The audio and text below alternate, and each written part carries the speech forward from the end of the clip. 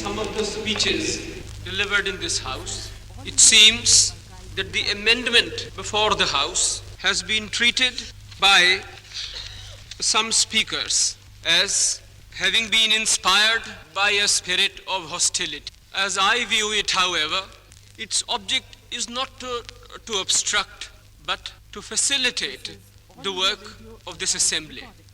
Its purpose is to create an atmosphere which will enable us to realize rapidly and smoothly the great aim that we have set before ourselves. I think I shall not be far wrong in saying that there are men in every part of the House who sympathize with the amendment moved by Dr. Jayakar.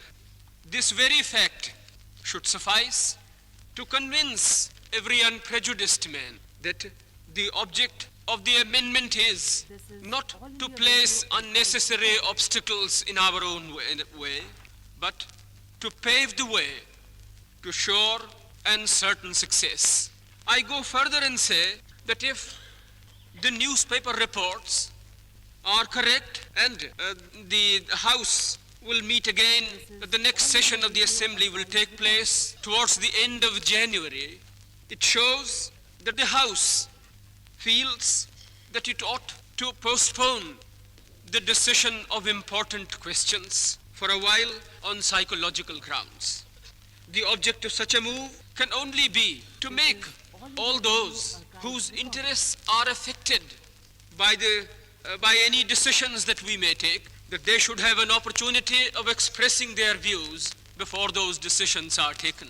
I congratulate all those who are responsible for this decision. It is wise on our part to make every section of the people in India and the people abroad realize that we do not want to impose our will on any party or community, but that such decisions as we may arrive at will be the result of joint discussion carried on with the sole object on bringing unwilling provinces into groups is morally completely unjustified. But as I said before, sir, we shall have time to consider the Constitution as it emerges from the labors of the section committees and the Union Constituent Assembly later on. For the time being, we are only concerned with the question whether the discussion of this resolution should be proceeded immediately and whether any harm would be done if the discussion is postponed. I have shown that no harm whatsoever would be done. We wait till the representatives of the Muslim League and the states are able to participate in the discussion of this important question. Even if we pass this resolution now, shall we morally be able to say no to the representatives of these sections?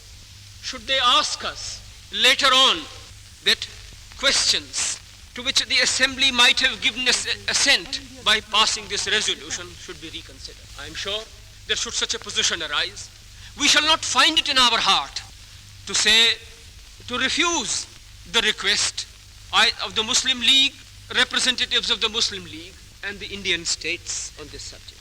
Sir, one word more and I have done. There are plenty of difficulties in our way, both in India and in England. There are still men like Lord Linlithgow who think that the British authority can be reasserted in India. They are suffering from a dangerous delusion. If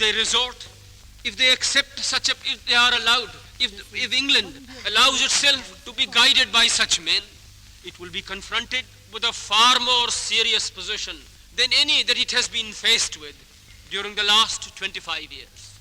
It may, for a while, and only for a while, be able to govern India by force, to keep India down by force, but it will not be able to govern it even for a day.